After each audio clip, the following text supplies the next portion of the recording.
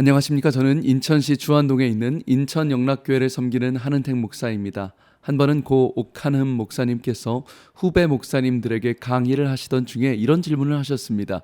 만약 교회가 예수 그리스도의 몸이라고 비유한다면 목사님은 어떤 부분에 해당하는가? 라고 질문했다고 하시죠. 그랬을 때 참가했던 어떤 목사님이 이렇게 대답했다고 합니다. 목사는 목에 해당합니다. 목사는 목에 해당합니다. 왜냐하면 머리 되시는 그리스도와 몸 된 성도들을 연결해 주기 때문입니다. 이렇게 대답을 했다는 것이죠. 근데 여러분, 이 대답이 한편 옳은 것처럼 보이지만 잘못된 대답이라고 책망을 받았다라는 것입니다. 어떤 함정이 있냐면, 여러분, 목사가 특별한 위치에서 평신도들과 하나님을 연결하는 목의 위치다라고 한다면 이건 완전히 성경적으로 잘못된 것입니다. 여러분 생각해 보십시오. 나와 하나님 사이를 누군가가 연결시켜 준다. 이건 정말 잘못된 생각입니다. 천주교의 고해성사라는 제도가 있는데, 조용한 방에 신부님이 앉아 있으면 거기에 자기가 지은 죄를 신부님에게 고백하면 하나님의 대리자인 신부님이 대신 이렇게 하나님께 고해서 죄를 사한다라는 것이죠. 저는 이게 가장 이단적인 생각이라고 생각합니다. 누가 누구의 죄를 대신 아뢰입니까? 누가 누구의 사이를 연결할 수 있습니까? 누가 감히 하나님과 나 사이를 연결할 수 있겠습니까?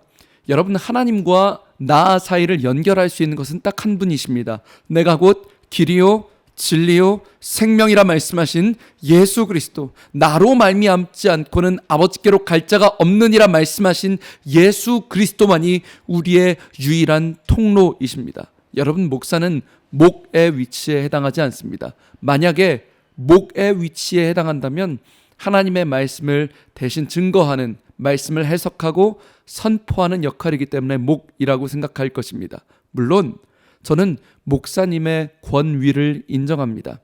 교회 대표로서, 모든 교회의 결정권을, 교회 리더로서 하나님이 주시는 그 기도와 응답의 감동을 따라서 질서의 하나님, 질서를 따라 교회를 치리하고 교회를 이끌고 가는 그 권위가 목사님에게 있습니다. 하지만 목사님은 특별한 위치이고 특별한 하나님과 나 사이를 연결한다?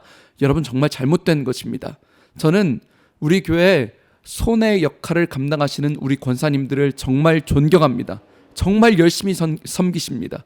우리 장로님들은 발의 위치에서 가장 낮은 곳에서 겸손하고 묵묵히 섬기시는 저희 교회는 화장실 청소를 장로님들이 하십니다. 정말 존경스러운 것입니다. 고개가 숙여지는 것이죠. 여러분 기억하십시오. 저도 목사도 교회이지만 여러분도 존귀한 교회입니다.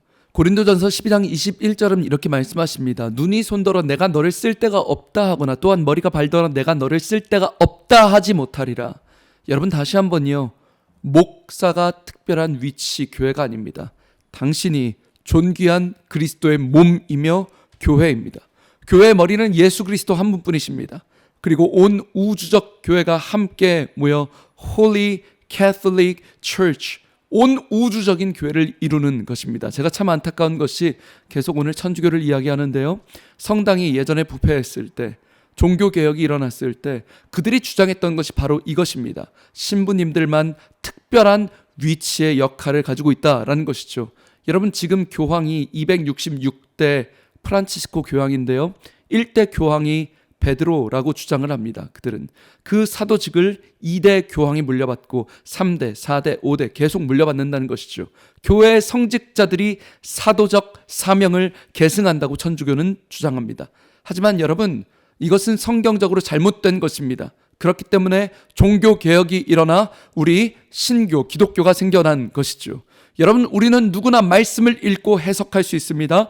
존귀하신 하나님의 말씀이 우리 각자에게 주어진 것입니다. 주님이 우리에게 말씀하십니다. 너희는 택하신 족속이요 왕같은 제사장들이며 그의 소유관 된 백성이라 말씀하셨습니다.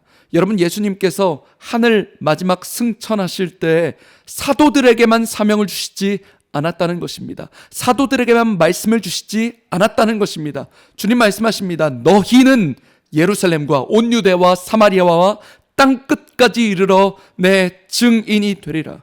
목사에게만, 사도들에게만 말씀하신 것이 아닙니다. 너희는 모든 예수 믿는 사람들에게 사명을 주셨고 사도적 사명을 주셨다라는 것입니다. 여러분, 오히려 목사님은 교회를 벗어날 수 없습니다. 교회 내부에서 성도님들에게 존귀한 말씀을 증거할 뿐입니다. 그런 사도적 사명이 있습니다. 그런가 하면 평신도 분들은, 여러분들은 사마리아와 땅 끝까지 이르러 여러분이 속한 모든 곳에 하나님의 영적인 제사장의 역할을 감당하는 것입니다. 학생들은 학교에서 영적인 제사장의 역할을 감당해야 하는 것입니다. 제가 처음 사역했던 곳에 수지고등학교라고 있었는데요. 고3 아이들이 한 5명이 있었는데 아이들 보러 큐티 모임을 만들어, 학교에서 너희들만 하지 말고 큐티 모임을 만들어라 도전을 했습니다. 그 아이들이 참 공부를 열심히 하는, 수지고가 당시 굉장히 열심히 공부하는 고등학교였는데요. 너희가 고3이 되었다고 믿음을 포기하지 말고 그 큐티 모임을 만들고 더 확장시키라고 했습니다. 근데 정말 놀랍게요, 처음에 고3 시작할 때 5명 시작했던 모임이 마지막에 가니까요, 수지고 고3 애들이 80명이 모였습니다. 80명이. 정말 놀라운 거대한 영적인 파장이 흘러가는데요. 여러분, 그곳에서 구원의 역사가 시작되더라고요. 아이들 고3 아이가 돌아가면서 큐티 말씀을 서로 나누는데요. 불교였던 학생이 예수를 믿고요.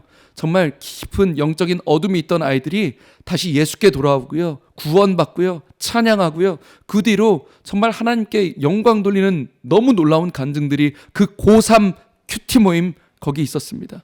여러분, 목사는요, 학교에 가서 그렇게 밀접하게 복음 전하기 힘듭니다.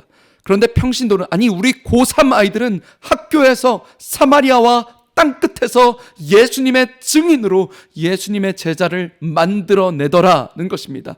여러분의 회사에서도 마찬가지인 것입니다. 하나하나, 나의 행동 하나하나가 왕같은 제사장으로서 거룩한 제사장의 품격을 가지고 예수 그리스도의 제자를 만들어내는 사도적 사명을 감당하시길 축복합니다.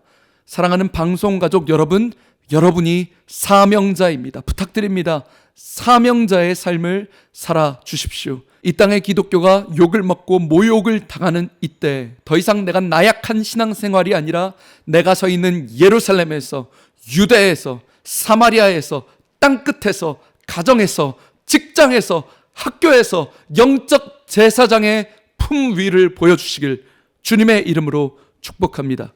지금까지 저는 예배에 목숨 거는 교회 인천영락교회 한은택 목사였습니다. 감사합니다.